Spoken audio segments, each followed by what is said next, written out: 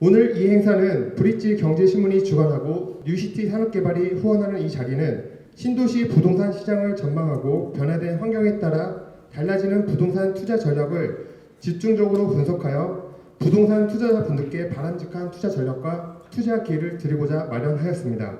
강연은 국내 최고의 자산관리 전문가로 현재 한국자산관리연구원 원장과 한양대 도시융합대학원 특임 교수로 재직 중이신 고종환 박사님께서 강연을 해주시겠습니다.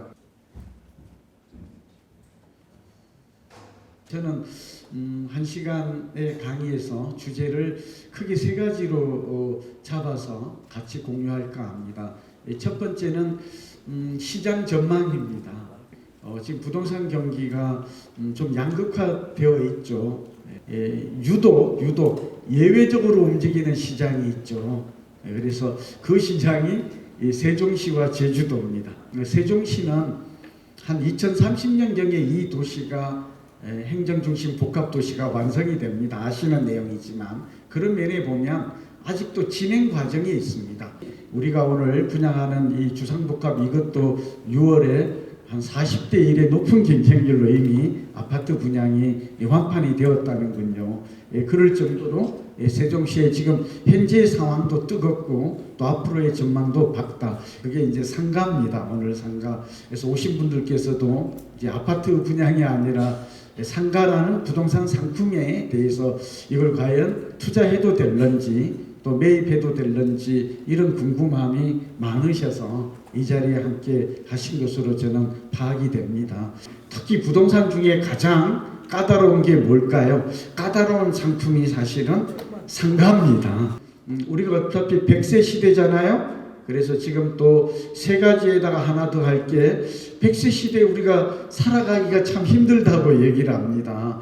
그러니까 우리가 잘 살기도 지금 굉장히 힘들고 더군다나 노후를 준비하는 것은 더 힘들다고 그러고 부동산 투자를 하는 것은 어쩌면 부동산 투자를 통해서 성공하는 확률은 20%밖에 안 된다고 합니다. 성공 확률이 20%다라는 것도 이 20%의 근거는 파레토 법칙입니다.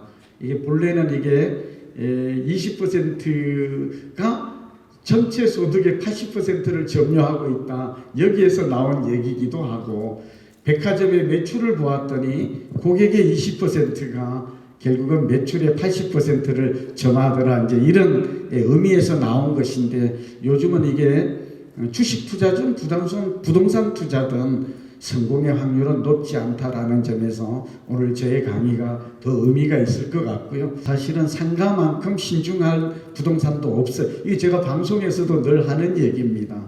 그래서 상가 투자 잘못하면 상가집 된다 이런 얘기가 있습니다. 저금리입니다.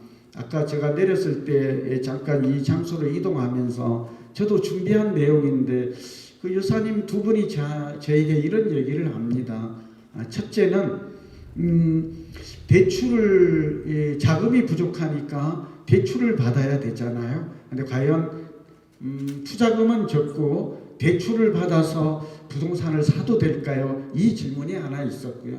두 번째는 미국이 지금 금리를 올린다는데 우리도 지금 금리를 올리게 되면 결국 부동산 그러니까 아파트든 상가든 이자 부담이죠. 이게 좀 늘어나서 이런 것들이 아마도 그 얘기는 안 했지만 위험 요인이 되지 않을까요? 이게 금리 리스크라고 우리는 전문 용어로 얘기를 합니다. 이 시대는 고착화되죠. 저성장, 저물가, 저금리 시대가 왔어요. 그래서 이 4가지 주제를 가지고 준비된 자료를 가지고 오늘 강의를 하고자 합니다. 이 상당 기간 저는 이런 상승 추세는 이어질 것으로 그렇게 좀 보고 있습니다. 요즘 저도 제주도 강의 무척 많이 가거든요. 가보았더니 우선 투자 수요가 많이 늘었다는 점을 알 수가 있고 두 번째는 저는 부동산은 토지와 건물로 구성되어 있는데 땅값 추이 그러니까 공시지가 변동률 추이를 잘 보면 어느 정도의 부동산 경기의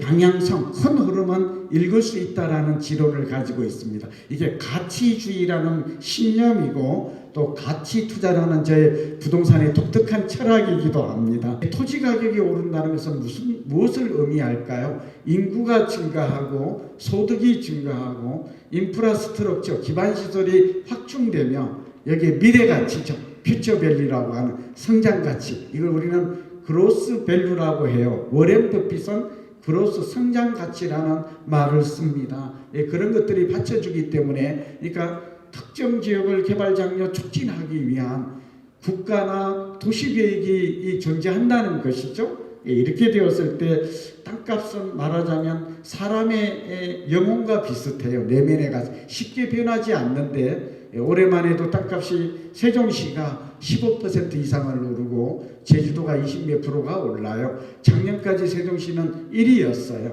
전국의 평균이 약 5%인 걸 감안하면 3배 이상 높은 상승률을 기록하고 있다는 것은 예사로운 일이 아니에요. 그냥 우연히 나타났다가 아니고 이게 몇 년간 지속되고 있는 거거든요. 그래서 그 끝을 뭐 언제다라고 연구는 하지만 쉽게 예단하기는 어렵다. 그래서 세종시의 도시가 완성될 때까지 계속 주구장창 오르는 것은 아니지만 고점이 높아지는 상승 추세는 유지될 가능성이 많다 하는 결론을 하나 내립니다. 우선 상가 투자는 딱 세 가지만 기억하시기 바랍니다. 오늘 상권 활성화, 오늘 키워드는 같이 좀 따라해 주세요. 이왕 오셨으니까. 인구 증가 함께 하시죠. 인구 증가. 여러분 세종시의 인구가 증가해요, 감소해요? 증가해요. 아직 완성이 안 돼서. 근데 인구가 자꾸 근데 우리나라 지방 도시가 인구가 지금 증가해요, 감소해요? 감소해요. 절반이 감소해요. 그래서 유망하지 않아요. 그래서 우리는 여기서 답이 뭐냐면 성장 도시 함께 하시죠. 이 키워드 전문 용어를 그대로 써야 돼요. 이제 다 같이 성장 도시, 성장 지역만 투자해야 돼요. 이건 우리가 할 수 있는 일은 그거밖에 없어요. 뭐 우리 동네에 고향이 준다, 고향에 사람이 준다는구만. 살기는 참 좋은데 그러면 어떻게 해야 돼요? 우리는 그 부동산을 갈아타야 돼요. 처분하는 수밖에 없어요. 왜 안 올라요? 인구 감소. 함께 하시죠. 인구 감소, 소득 감소. 상권이 활성화되는지 여부를 1차 판단해야 돼요. 교통이 중요해. 함께 하시죠. 교통. 예, BRT라든지 역세권 입지어야 된다라는 게 그래서 나오고 있는. 그러니까 도시계획상 중심 지어야 돼요. 다 같이 중심지. 그러니까 도시 세종시도 이제 지금 성장하고 있지만 아까 도심권 함께 하시죠. 도심권인지 여부는 도시계획을 지도를 보면 금방 파악이 돼요. 중심에 있어요. 중심. 그리고 변두리를 활성화시키는 일은 없어요. 사람들이 접근성을 좋게 하기 위해 다 같이 접근성이라는 용어도 중요해요. 다 같이 접근성. 부동산에서 굉장히 중요한 용어예요. 그래서 상권을 선택할 때도 도심일 것, 중심산업지일 것, 그 다음에 스트리트 몰 이런 것들이 지금 상가 투자의 하나의 트렌드다. 두 번째로 이제 넘어가죠. 그래서 이런 것들이 교통이 중심, 접근성은 교통망과 관련이 있죠. 그래서 이 중심으로 해서 갈수록 두 번째는 뭐냐 그러면 흡인력이에요. 함께 하시죠. 그냥 전문 용어로 흡인력. 사람을 얼마나 흡인할 수 있느냐. 이거는 상가의 밀집도, 군집도에 따라 다르다 이렇게 얘기를 해요. 함께 하시죠. 동사. 그래서 이게 차량이 많이 다녀야 돼요. 그리고 사람이 많이 다녀야 돼요. 그래서 이게 굉장히 지금 중요한 멘트를 지금 하고 있는 거거든요. 그러니까 우리가 이 판매 업종, 의류가 대표적이에요. 의류 이런 것들이 들어오면 뭐가 좋아요? 상권에 그러니까 매출이 굉장히 높다라는 것과 마진율이 높다라는 것과 상권의 범위가 좀 넓어질 수 있다 이렇게 이해할 수 있어요. 업종이 어쨌든 상가가 활성화되고 상권이 지금 성장하는 상권인가 쇠퇴하는 상권인가를 선택해야 되고 중심 상권인가 변두리 상권 주변 상권인가를 첫째 선택해야 된다라고 말씀을 드리고 사람들이 이곳에 몰려들 것인가 그걸 보라. 흡인력을 보라. 그 다음에 상가의 밀집도를 보라. 이런 얘기를 하고 업종이 이걸 보면 구성을 보면 그나마 이걸 모르는 것보다는 어때요? 이 상권이 활성화되고 장사가 잘 될 것인가 여부를. 그리고 상가의 수익률은 5% 이상이에요. 이거하고 이제 자료들 다 같이 5% 기준이 뭐라고요? 세종시에 대한 얘기를 하고 또 초저금리 이제 저는 한 5년 후에는 아마도 제로금리 또는 마이너스 금리 시대가 올 것 같아요. 근거가 뭐죠? 아까 말했잖아요. 금리의 동조화 현상이라는 걸 생각. 미국이 금리를 올리지만 이거는 많이 올리기도 어렵고 또 우리가 미국을 따라가기는 어려워요. 미국 외에 유럽이나 일본이나 중국이나 호주나 이런 나라는 다 금리를 내릴 거기 때문입니다. 그때 서울의 절반 정도까지는 되어도 큰 무리는 없겠다라는 생각을 해요. 이거는 무슨 구체적 증거나 근거가 있냐? 그렇지는 않아요. 제 말 지금 이해하시죠? 그래서 이걸 보면 아직 가격 상승이 거품이다, 과도하게 상승했다 이렇게 진단하기는 좀 이르다. 어차피 세종시가 충청권의 대장주로 나섰기 때문에요. 금리를 내리니까 어떤 일이 생기느냐, 부동산으로 돈이 많이 몰리면서 이제 근거가 있어요. 특히 주택과 수익형 부동산이라고 그러죠. 뭐 상가를 포함해서 빌딩도 되는 것이고 이런 것들이 부동산 가격이 천정부지로 쳐서 올라요. 이거 지금 근거가 있는 얘기예요. 근데 왜 이런 일이 벌어질까요? 금리를 내렸다는 얘기는 경기 부양을 위해서 돈을 많이 풀었다는 얘기가 돼요, 선생님. 그럼 돈을 많이 풀면 어떤 일이 벌어져요? 돈의 가치는 떨어져요. 화폐의 가치는. 당연하죠. 그리고 어떻게 돼요? 실물 자산인 부동산의 자산 가치는 올라가요. 이거 이해되시죠? 우리 일반인 공인중개사분들 때문에 이 얘기하는 건 아니에요. 네, 이건 반대로 움직이게 돼. 그 다음에 돈들이 안전자산이, 이 말이 중요해요. 다 같이 안전자산. 주식은 고수익 거의 다소 좀 위험자산이죠. 주식이 나쁘다는 게 아니에요. 사람들은 비교적 등락이 적고 실물이 있는, 지금 한진해운에 아시잖아요. 법정관리 들어가니까 이런 막 그 해운 주식, 중공업 주식이 정말 휴지 조각으로 변할 수 있는 거 아시죠?